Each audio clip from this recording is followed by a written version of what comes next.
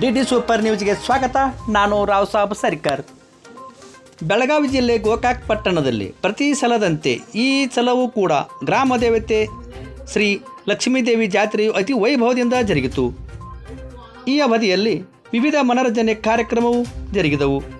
ಪಟ್ಟಣದ ತುಂಬೆಲ್ಲ ಭಂಡಾರಮಯವಾಗಿತ್ತು.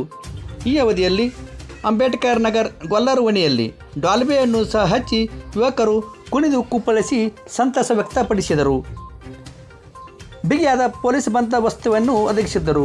ಯಾವುದೇ ಅಹಿತಕರ ಘಟನೆ ಜರಗದಂತೆ ಮುನ್ನೆಚ್ಚರಿಕೆಯನ್ನು ಸಹ ಕೊಟ್ಟಿದ್ದರು.